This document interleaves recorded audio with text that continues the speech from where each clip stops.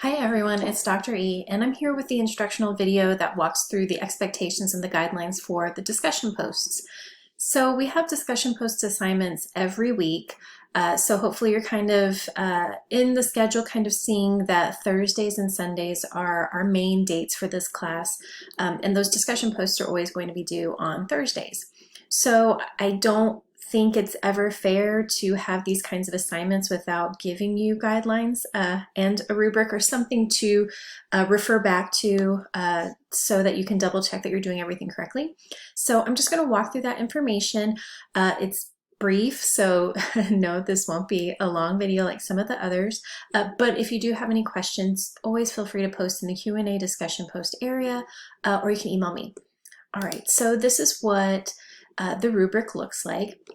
So on the left-hand side, you see the grade. So if you're striving for a B, then these are the kinds of things that you want to complete and make sure that you're satisfying. If you look at the top, I do want you to know that there are going to be times when discussion posts are, on the surface, pretty much based on completion. Did you write the correct amount? Did you revise and edit? Did you do the basics? Then, you get a check. You did the basics. That's great. If you went above and beyond and you really hit a high mark when it comes to your responses and all of the necessary elements, then that's a check plus. And then if you just weren't quite there, that's a check minus. So if you have questions, just kind of take a look at this area up here. All right, so let's use the A grade as the example because, we should get these. So if you want to receive an A, and this is how many points, right, you may receive. So remember our class is on a points basis. So if you want an A and say it's out of 15 points, then you want to get between a 13.5 to a 15. Anywhere in there will get you an A. So the points awarded are going to be in the second column for all the different grades. Then we have the kind of category. So we have discussion posts broken into these different kinds of areas. So the first is content, and I would say the majority of what you want to focus on is the actual content, what you write, right? So if you look over here, those expectations related to content are listed right here. So the first is, are you adhering to the prompt? Are you answering those questions that have been asked? There are going to be times when I ask you more than one question. So have you answered all of them?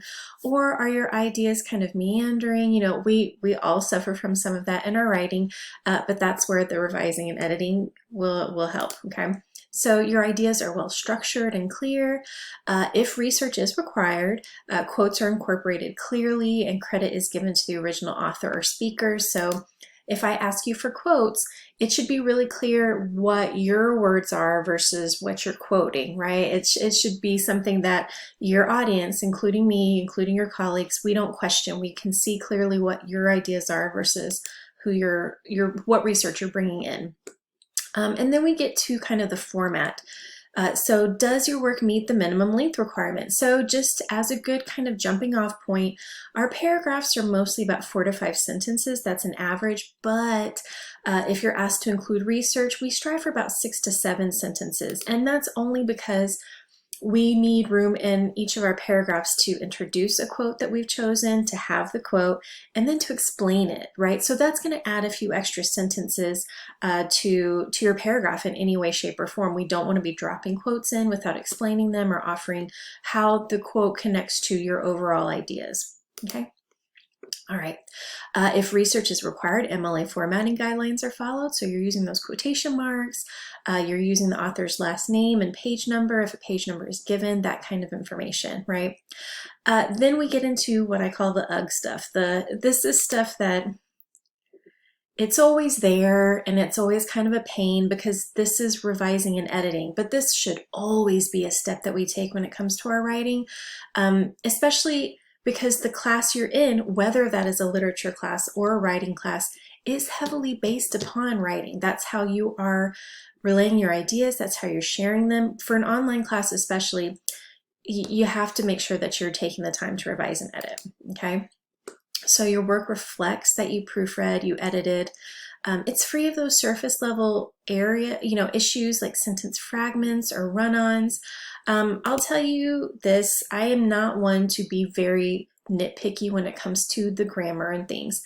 But if I'm not following your ideas, if your ideas are not communicating what you're thinking effectively, then that's going to affect your grade. And that's why we want to make sure that we're composing our work in something like Microsoft Word or Grammarly, running our work through Grammarly so that you're catching those errors. You don't have to be a grammar expert. I will say this throughout the semester. You do not need to be a grammar expert. You just need to know the steps to take and the tools to use to help with those kinds of surface level things.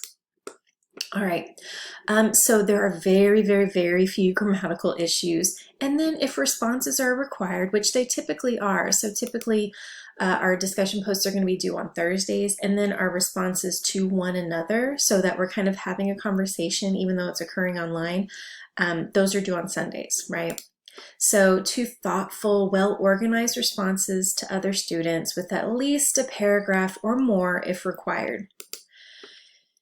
Y'all, your participation grade on those Sunday responses will be based upon the effort that you put into it. If you just respond and say, hey, that's a great idea, that's not showing effort. That's not showing that you're engaging with this person's ideas. That's not showing that you did the work. So make sure that you're putting some time and effort into that as well.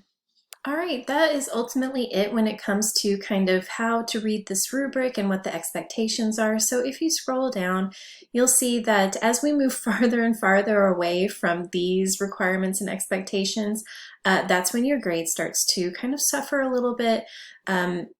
We shouldn't be striving for a D or a C, right? But you know, this is just the way it is, and we certainly should not be looking for an F, but everything's there if you want to kind of double check it. And it's just something that you should take some time to review when you're able. And if you, again, have questions, get in touch, post in the Q&A area.